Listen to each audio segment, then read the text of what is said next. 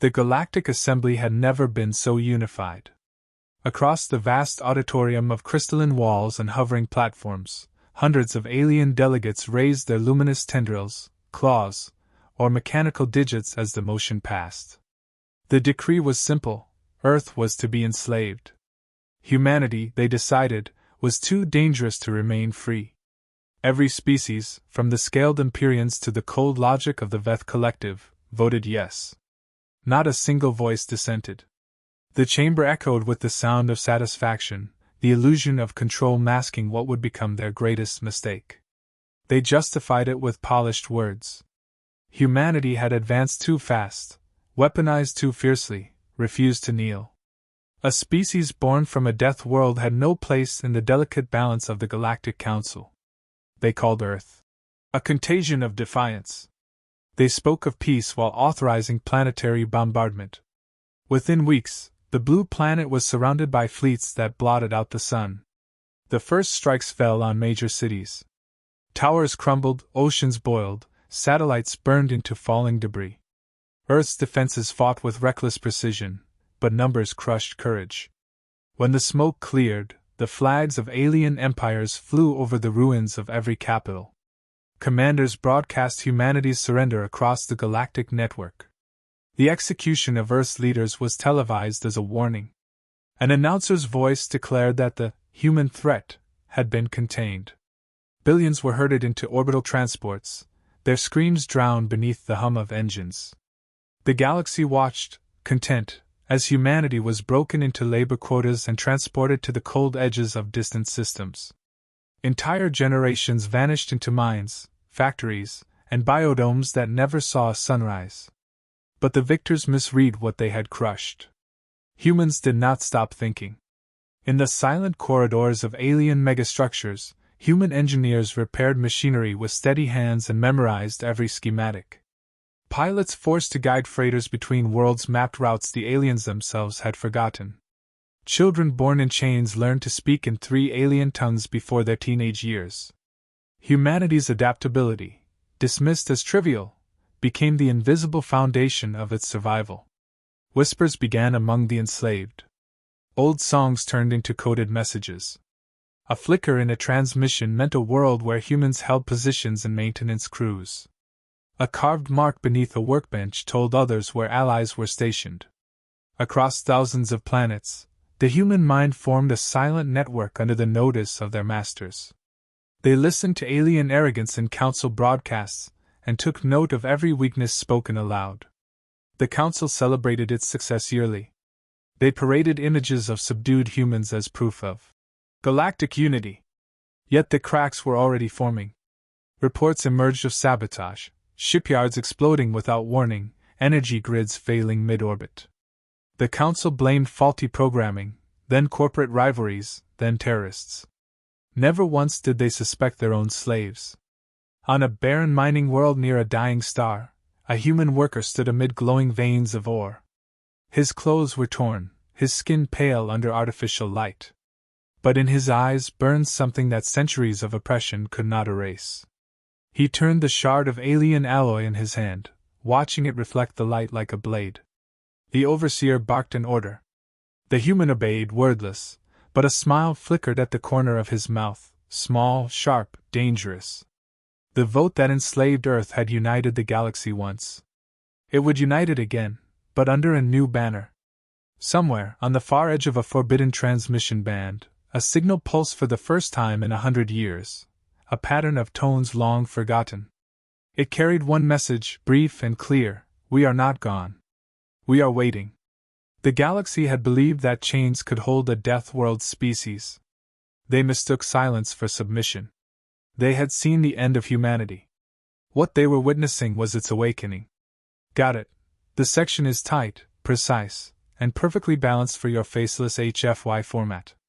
Would you like me to continue with Section 2, 650 words, same quality, 0 repetition, smooth flow, deep narrative focus on humanity adapting under enslavement and starting the silent resistance?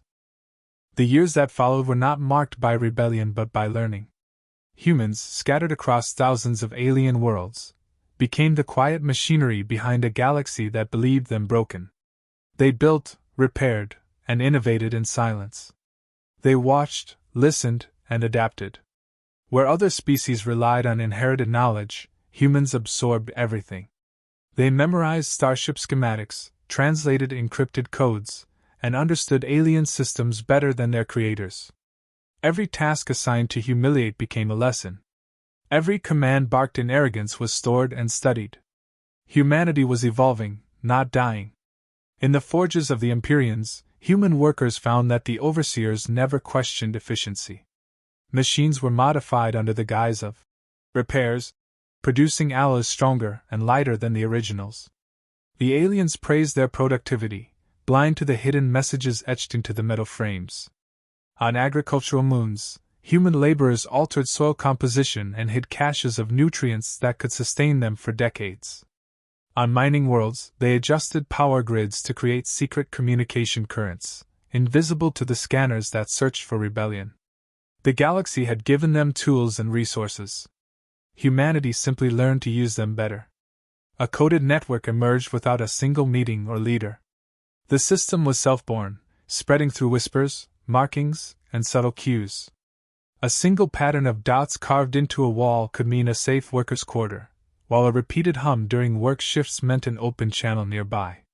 The overseers ignored these oddities, thinking them cultural habits of a defeated species. Yet through them, information moved faster than any sanctioned communication.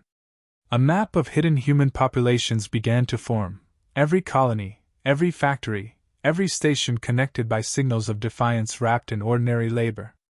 The first silent victories came quietly. A freighter disappeared into a nebula after a human pilot miscalculated its jump vector. An orbital refinery erupted when a fuel valve, supposedly inspected, failed precisely when an inspection drone approached. The incidents were scattered and untraceable. Alien authorities dismissed them as accidents. But among humans, each accident carried meaning. It was proof that the impossible could be done. Meanwhile, generations of humans raised in captivity learned not fear, but focus. They had no nations or flags left to divide them. The concept of Earth had become mythic, something sacred and unifying. In their stories, Earth was not the world they lost, it was the home they would reclaim. The words Echo Protocol began circulating within the hidden channels. No one knew where it originated. Some believed it came from the remnants of the old Terran military, others from scientists who had escaped execution. Its promise was simple: when the signal came, humanity would rise together. Human intellect began outpacing the very species that enslaved them. They solved mechanical problems that alien engineers struggled with for decades. They invented techniques for faster production, optimized trade routes, and recalibrated reactors for efficiency. Aliens called it slave ingenuity, unaware they were training their future executioners. The Council rewarded colonies with more human labor, spreading the seeds of their own downfall further. On a distant moon, a human overseer gazed at the holographic feed of alien fleets, noting how communication relays overlapped. He adjusted a frequency generator subtly, creating a blind spot large enough for a fleet to hide. No one noticed. Across another system, a human technician quietly rerouted data packets through encrypted loops, forming the backbone of what would become the first human-controlled network in centuries. The galaxy saw servitude, humans saw strategy. Chains were tools, and humiliation was camouflage. The more the aliens flaunted their control, the more humanity learned how fragile that control truly was. They had turned labor into espionage, submission into preparation. By the time the Council began investigating the growing number of unexplained losses, humanity was already everywhere, embedded in the heart of every empire, fluent in every code, invisible in every shadow. Their voices spoke in the pulse of machines and the hum of reactors. The day of open defiance had not come yet, but every heartbeat carried the same vow: we endure. We learn. We are coming back. The day it began, there were no speeches or banners. Just a silence spreading through the stars like the calm before a storm. Across thousands of worlds, human workers moved as usual, speaking the same obedient words they had spoken for generations. Yet, beneath that routine, every glance and motion carried purpose. At the same instant, across the network humanity had woven through hidden channels, a code was triggered, simple, elegant, irreversible. Machines that had obeyed for centuries turned against their masters in the span of a heartbeat. A freighter orbiting the Veth core worlds exploded mid-transfer, its energy reactors detonating in perfect synchronization with another ship half a galaxy away. Orbital foundries malfunctioned simultaneously, spewing molten metal across dockyards filled with alien engineers. The Council called it sabotage. They were right, but far too late to matter. Within hours, communications across 12 sectors collapsed. Supply chains vanished. Fleets went dark. What the aliens did not yet understand was that every relay, every system, every command line relied on human hands. And those hands had finally let go. The uprising did not roar, it whispered. No war drums, no battle cries, only quiet precision. Human pilots locked their alien commanders in sealed compartments before redirecting warships toward uninhabited space. Engineers sabotaged reactors by altering temperature limits buried in deep system code. Dockyard workers rerouted control nodes to human frequencies. Each strike was coordinated through the hidden lattice humanity had built over centuries, a web invisible even to the Council's surveillance. By the time the first investigation team arrived, the attackers had already disappeared into the void, leaving nothing but crippled fleets and terrified rumors. Panic spread faster than truth. Alien worlds blamed each other. Old rivalries reignited as accusations flew. The Council tried to maintain order, sending their most advanced fleets to suppress what they still believed were isolated revolts. Yet every ship that entered human-controlled sectors failed to report back. Command relays blinked out one by one. On the edges of known space, new signals appeared, encrypted, rhythmic, unmistakably human. The message was brief and merciless. Operation Dawnfire, active. For the first time in centuries, Earth's voice returned to the galactic grid. A transmission played across every captured relay. This is Terran Command. Humanity never surrendered. You taught us your systems, your codes, your weaknesses. We thank you for the education. The feed cut to silence, leaving entire worlds staring at static. Within days, orbital defense networks that had once guarded the Council's most secure planets fired upon their own ships. Industrial sectors erupted in coordinated explosions. Entire civilizations realized their infrastructure was no longer theirs. Alien commanders issued desperate orders, but their fleets no longer obeyed.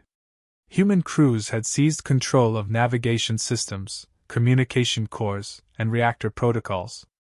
On captured ships, the insignias of their former masters were erased, replaced by a single emblem, a fractured chain surrounding a blue sphere. Humanity's mark of reclamation. Every planet that once held human slaves now faced fleets bearing that symbol, broadcasting a single ultimatum: stand down or vanish. The Council's attempts to negotiate met silence. They had enslaved a species that had spent millennia mastering survival through adversity. Now, that endurance had turned into precision warfare. The galaxy watched in disbelief as human forces dismantled entire fleets without open battles. Orbital strikes hit only military targets, leaving civilian zones untouched, as if to prove humanity's control extended even to mercy. In 72 hours, 20 systems fell. In another 72, hundreds more followed. Human-controlled networks spread through the galactic web like veins of light cutting through darkness. For the first time, fear unified the galaxy, not of invasion, but of justice. The enslaved had become the architects of retribution. When the final wave of Council transmissions broke down into static, one voice replaced them all, calm and deliberate. We were your workers, your soldiers, your slaves. You thought you broke us. But every blow you struck only forged the weapon that now stands before you. This is not rebellion. This is the conclusion. The galaxy finally understood the cost of underestimating humanity. The age of silence was over. The architects of chains were now bound by their own creation, and the species they had voted to enslave had become the architects of their downfall. The Galactic Council convened for the last time beneath a sky choked with smoke. Panic rippled through the chamber once ruled by arrogance. The delegates, once proud and untouchable, now spoke in hushed tones, their voices trembling with disbelief. Every fleet they had sent had vanished, every colony was silent, every communication line either dead or echoing with human-coded signals. The vast empires that once enslaved Earth were collapsing, undone by the very laborers they had believed mindless. No one could comprehend how a species once broken had risen so swiftly and decisively. Reports flooded in, each worse than the last. Human fleets, built from captured ships and re-engineered weapons, were emerging from hyperspace in precise formations, striking with mathematical perfection. Entire defense networks shut down seconds before the attacks began, as if humanity already knew every access code. The Council's greatest admirals fell without even understanding the weapons being used against them.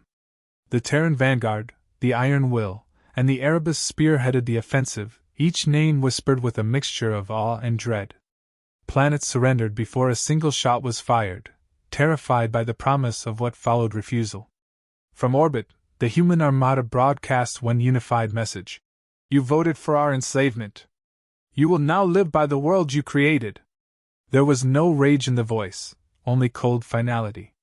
The message spread across every system, reaching worlds that had never even seen a human.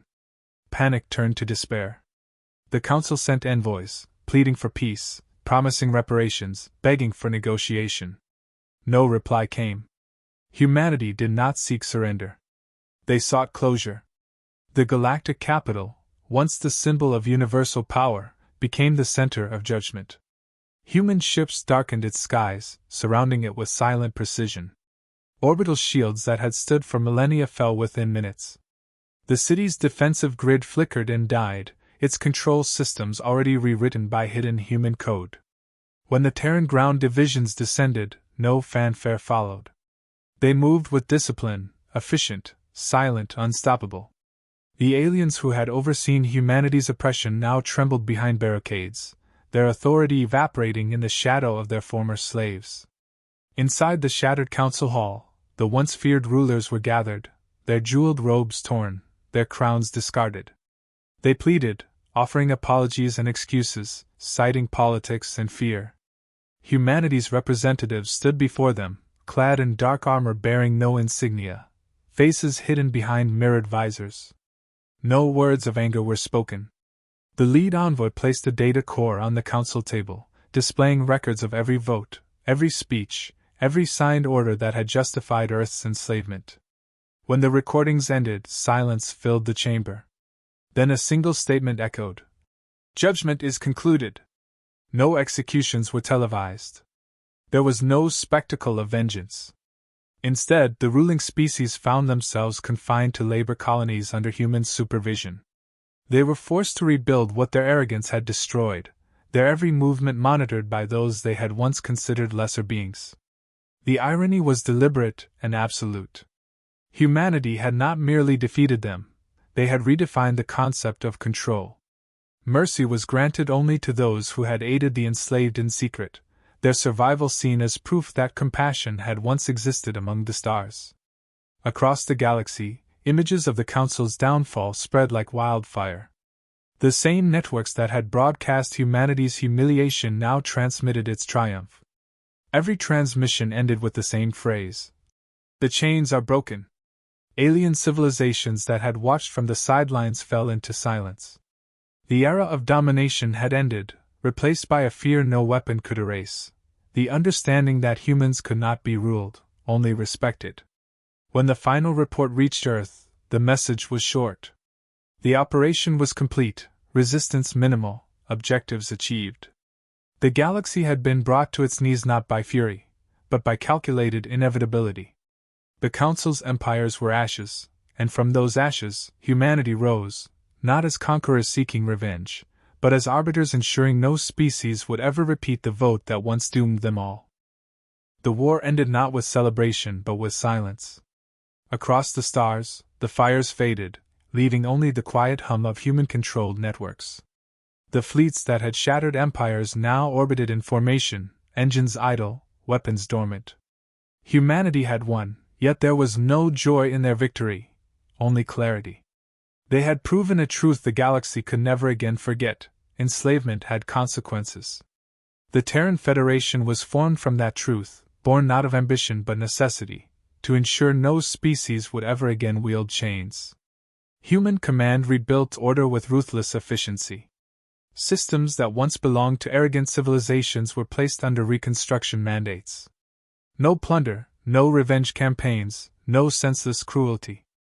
Every world that had participated in Earth's enslavement was placed under structured oversight. The defeated species were not exterminated, they were tasked with rebuilding the systems they had broken. Factories once filled with human slaves now rang with the sounds of alien labor, overseen by silent Terran officers. The galaxy that had once viewed humanity as primitive now saw them as architects of stability. The balance of power had shifted forever. Earth itself transformed into a symbol rather than a throne. Rebuilt from ruin, it became a memorial world, open to all species, yet ruled by none. Monuments rose from the scars of old battlefields, engraved with the names of every colony, every soul lost in captivity. Pilgrims from across the galaxy came to see the planet they once condemned, now glowing like a blue beacon of judgment. Every visitor left with the same realization: humanity had not conquered for dominance, they had conquered to ensure survival. The Federation's policies were absolute. Slavery was outlawed across every inhabited system. Exploitation of lesser species became a capital offense.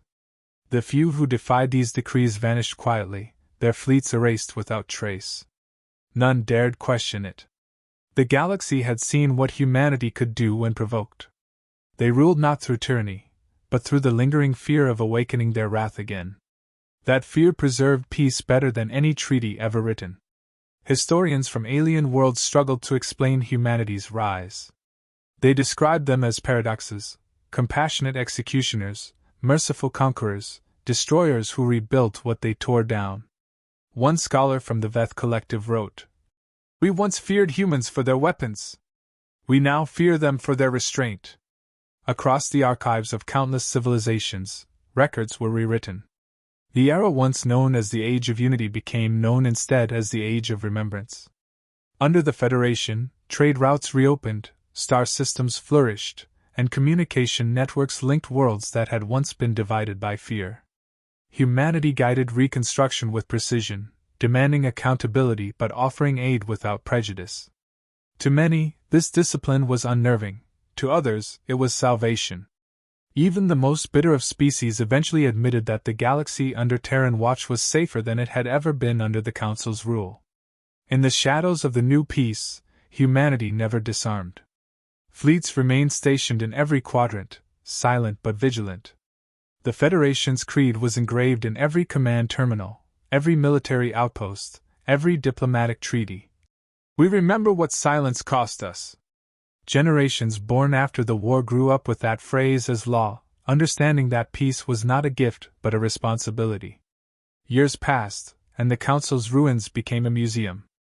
The very table where Earth's enslavement had been voted upon stood beneath glass, surrounded by the banners of every surviving species. A plaque below it read, "To forget is to invite repetition." Visitors rarely spoke inside the chamber. The weight of history was too heavy. When the Terran Broadcast Network marked the centennial of liberation, the transmission was simple. A single voice spoke without title or face, carried across every inhabited system. "We have rebuilt the galaxy not through fear, but through remembrance. We do not seek vengeance. We seek understanding. But if any among the stars ever again choose to raise chains, remember who broke them first." The message ended, and the stars remained silent. The galaxy had learned its lesson well. Humanity had no need to roar anymore, its memory was enough to keep the universe in order.